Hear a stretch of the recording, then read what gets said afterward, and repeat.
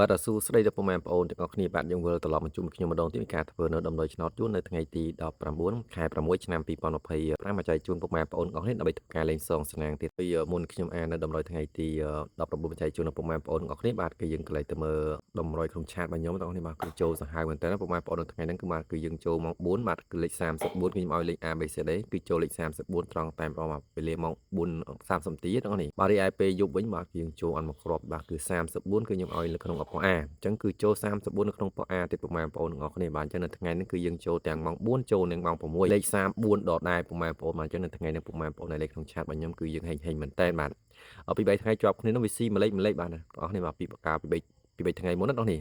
អញ្ចឹងគឺថ្ងៃនេះគឺយើងបានសងសឹកបានសម្រាប់ឲ្យពុកម៉ែបងប្អូនលេខក្នុងឆាតនៅថ្ងៃទី18ម្សិលមិញពុកម៉ែបងប្អូនបាទហេងមែនតើបាទកើបលុយទាំងអស់គ្នាផងដែរឥឡូវយើងទៅមើលនៅតម្រុយថ្ងៃទី19ខែ6ឆ្នាំ2025មកចែកជូនពុកម៉ែបងប្អូនទាំងអស់គ្នាដើម្បីធ្វើការលេងសងសនាទាំងអស់គ្នាបន្តទៀតផងដែរអញ្ចឹងចំពោះពុកម៉ែបងប្អូនដែលថ្មី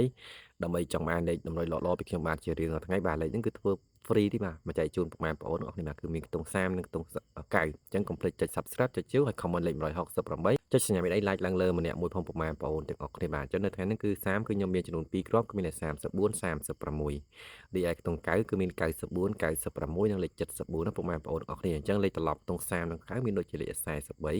63 49 69និងលេខ47ម្សិលមិញលេខរបស់យើងដំដោយគឺបាទគឺយើងចូលបានលេខអុកខ្ទង់បាទគឺម៉ោង4និងម៉ោង6ម៉ោង4យើងឲ្យទាំងអស់នេះលេខខ្ទង់30បាទគឺចូលលេខខ្ទង់30ទាំងអស់គ្នាបាទរីឯពេលយប់វិញគឺលេខខ្ទង់60បាទអញ្ចឹងគឺចូលខ្ទង់60ពេលម៉ោង6យប់ទាំងអស់គ្នាបាទអញ្ចឹងគឺម្សិលមិញហែងពុកម៉ែបងប្អូនទាំងអស់គ្នាបាទកាលពីពុកម៉ែបងប្អូនលេខក្នុងដំណយម្សិលមិញបាទ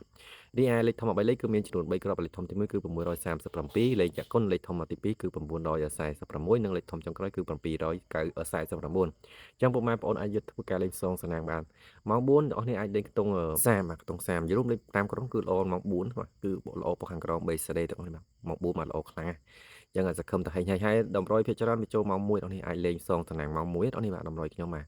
ចឹងមានតែប៉ុណ្្នឹងមកចែកជូនពុកម៉ែបងប្អូនបាទក្នុងឆាតគឺខ្ញុំបើកនៅខែស្អែកគឺខ្ញុំបើកម៉ោង4និងម៉ោង6ដដែលបាទចឹងចង់បានលេខក្នុងឆាតគឺសេវាតាមសទ្ធាបាទអាចឆាតមកបានខាងក្រោម comment ពុកម៉ែបងប្អូនអរគុណផងដែរបាទបាទជូនពរពុកម៉ែបងប្អូនទាំងអស់គ្នាយកលេខធ្វើការសងសំណាងបាទត្រូវគ្រប់ម៉ោងគ្រប់ពេលតែម្ដងបាទបាយបាយពុកម៉ែបងប្អូនទាំងអស់គ្នាផងដែរបាទ